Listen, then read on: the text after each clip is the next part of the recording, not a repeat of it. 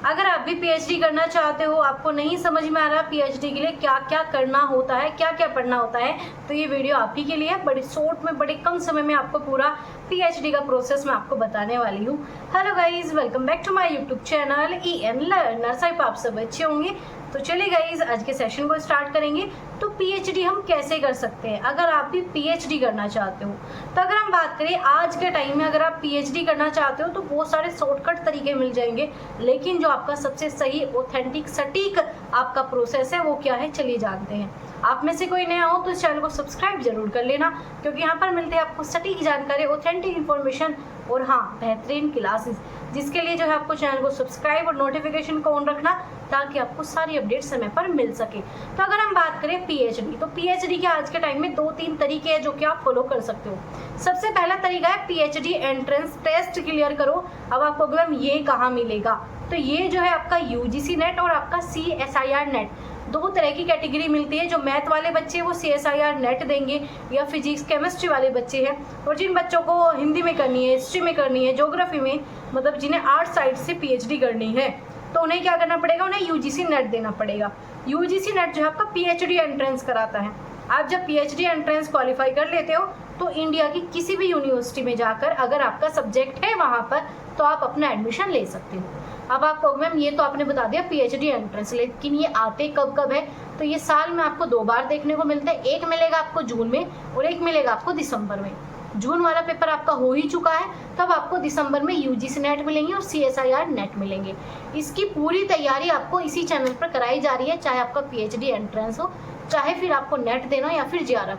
अब आपको कि ma'am PhD entrance net JRF ये क्या है, तो इसके ऊपर अलग से एक छोटी सी वीडियो मैंने आपको प्रोवाइड करा रखी है, वो चेक कर लेना।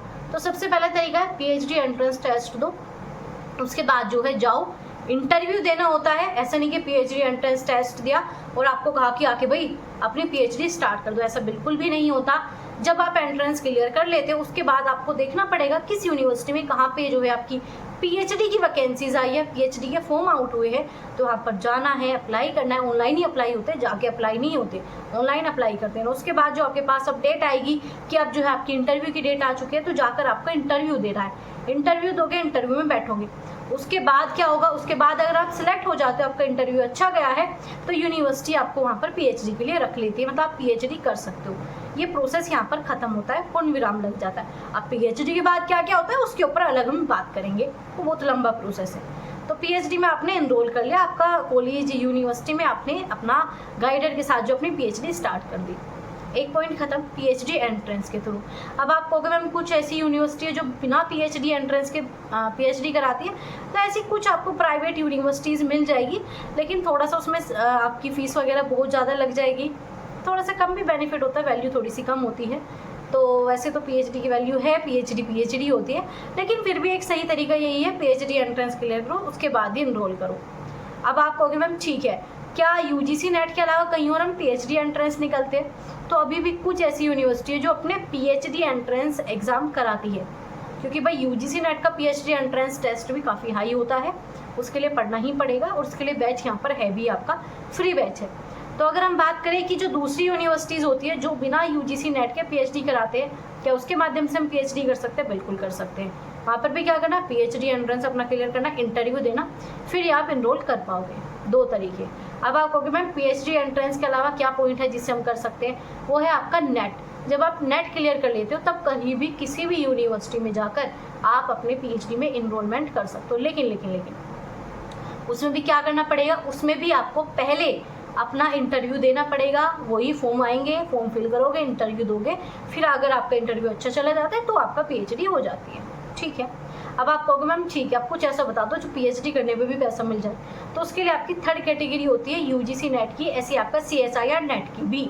तो उसमें 3rd कैटेगरी में होता है आपका JRF, जिसमें आपको फेलोशिप मिलती है। अब कितनी फेलोशिप मिलती है? एक सरकारी नौकरी के जितनी मिलती है। टोटल अमाउंट, टोटल आपको बताया हुआ है, दिखाया हुआ है, एक वीडियो चेक कर लेना, 2-4 मिनट की आपको मिल जाएगी। वीडियोज़ वाले ऑप्शन में जाके सारी वीडियोज़ आपको मिल ही जाती है, तो वहाँ पर जाकर अमाउंट ज़रूर चेक कर लेना।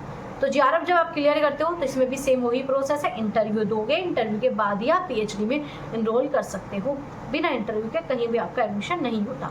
हाँ, कुछ यूनिवर्सिटी करा लेगी, या तो जिसकी वैल्यू थोड़ी सी कम है, या कुछ प्राइवेट यूनिवर्सिटी वो बिना इंटरव्यू के लिए भी आपके करा लेते हैं। लेकिन जो आपका सबसे सटीक प्रोसेस है वो यही है, PhD एंट्रेंस करो या फिर नेट करो या फिर JRF, ये तीनों में से कोई भी क्लियर है तो आप PhD कर सकते हो इंटरव्यू देने के बाद ही। ओके, तो ये छोटी सी वीडियो आपको PhD का प्रोसेस समझाने के लिए थी। तो अगर आप में से कोई PhD करना चाहता है तो उसकी क्वालिफिकेशन क्या होनी चाहिए वो भी जानते जाइए। तो अगर PhD आपको फिल करना है, PhD के लिए आगे जाना है, तो आपकी PG होनी चाहिए, वो भी PG 55% के साथ। PG मतलब पोस्ट ग्रेजुएट, ठीक है, पोस्ट ग्रेजुएशन आपकी होनी चाहिए। अब आप कहोगे मैम पोस्ट ग्रेजुएशन तो नहीं है, तो UGC ने एक और आपको क्राइटेरिया दे रखा है कि अगर आपने कोई भी 4 साल का इंटीग्रेटेड कोर्स किया हुआ है तो भी आप कर सकते हो। आपकी अगर ग्रेजुएशन 4 साल की है तो आपके अगर उसमें 75% आए हुए हैं, अगर 75 से कम है तो नहीं एडमिशन ले सकते। अगर 75 प्लस आपकी परसेंटेज है, प्लस में 4 साल का आपने इंटीग्रेटेड कोर्स कर रखा है, UG वाला 4 साल का कोई भी कोर्स है, 75% है, तो आप PhD के लिए जा सकते हो। फॉर्म भर सकते हो, सीधा फिर इंटरव्यू दे सकते हो, पास हो जाता है, फिर उसके बाद जो है आप PhD स्टार्ट कर देते हो बिना PG के भी। और जो PG के साथ जाते हैं उनके 55% होने कंपलसरी है। अगर 55% नहीं है तो आप PhD नहीं कर सकते। अब आप कहोगे मैम हम तो अदर कैटेगरी से बिलोंग करते हैं, तो जैसे ही आप SC ST में चले जाते हो तो 5% आपका क्राइटेरिया डाउन हो जाता है, 50% है तो आप अप्लाई कर सकते हो। अब आपको समझ में आया PhD कैसे कर सकते हैं और PhD कौन कर सकता है, दोनों के ही डाउट आपके क्लियर हो गए होंगे। क्या क्या क्वालिफिकेशन है सब कुछ मैंने आपको बता दिया, सिंपल से ही क्वालिफिकेशन आपकी मांगी जाती है। तो ऐसे इन्फॉर्मेटिव वीडियोस के लिए आप हमारे चैनल को सब्सक्राइब कर सकते हो, और कोई भी डाउट है तो आप कमेंट बॉक्स में बताना बिल्कुल भी मत भूलिएगा।